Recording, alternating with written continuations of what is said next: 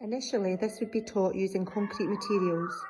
We would explore dividing whole objects by engaging in lots of different practical activities, for example, cutting up food, playing games with shapes, or cutting Play-Doh shapes. As they moved on to pictorial representations, the pupils would work on activities to show their understanding of wholes, halves, thirds, or quarters. This will still be on a very practical basis at this level. Finally, working in a more abstract way, the pupils would be able to show their understanding by dividing up whole 2D shapes into equal parts. 5.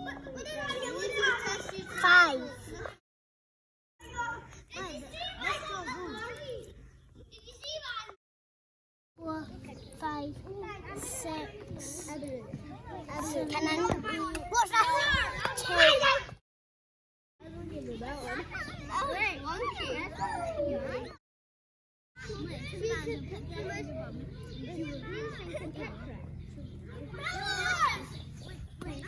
This is an example of conceptual numeracy that I've recently done with the primary 3s.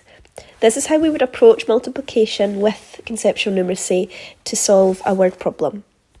Here is the word problem that we would look at, and after identifying that we would need to multiply it, we would move on to looking at the conceptual numeracy strategies. Firstly, we would use our concrete materials to build an array so the children can physically build the sum and count up the blocks. We would then move on to pictorial, and here they can draw what they are working out. So for this example, they've got 4 swimmers and each swam 2 lengths, so they've made 4 groups of 2.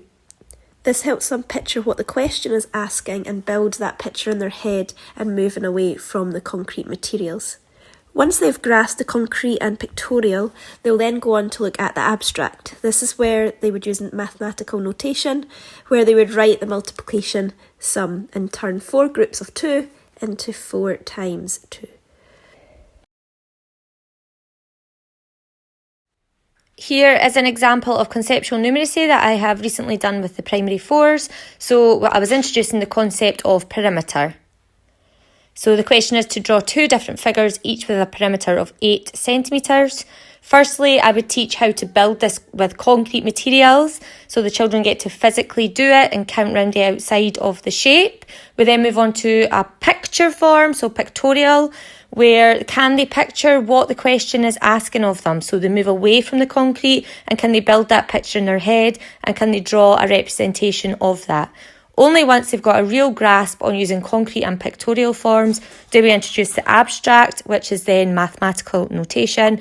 And you can see here that we're using addition, or they might use multiplication in this instance.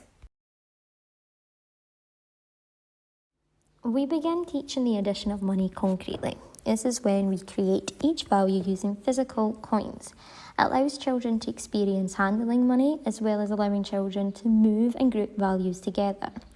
Children can put all £1 to one side and pile all the coins that add up to £1 together before moving it into the pound group. This will help with bridging of pence to pound, and they can see how much is left in pence.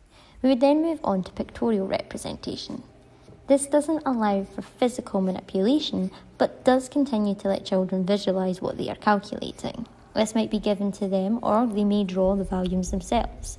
They can circle values or score them off to help them keep on top of where they are in the calculations. And this should lead into the abstract learning. This involves the values being presented numerically only. Children will hopefully be able to transfer their skills from the previous strategies, adding up each value separately and coming to the right answer. This is an example of conceptual numeracy being taught in primary 6-7 with the learning intention where they have to represent decimals to 3 decimal places. And this would be our master problem question, where it tells them that one of those blocks represents 1, and then they need to figure out what number those base 10 blocks represent. Right, so we start with concrete materials, which is these base 10 materials with decimals. And in our question, what number does this represent? There's 2 tenths, which are these things, because they are 1/10 of a whole, which is this.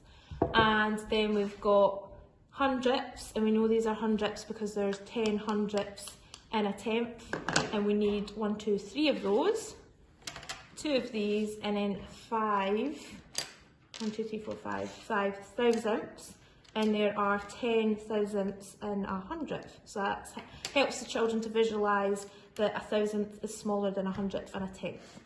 Right, and then pictorial, we use a decimat. This is how you represent decimals in a picture. So the whole square is one whole, which is this, and then we've got tenths, which is one of these, hundredths and thousandths. So I've got 2 tenths, so 2 of these would be coloured in, and then I've got 3 hundredths, 1, 2, 3, and then 5 thousandths.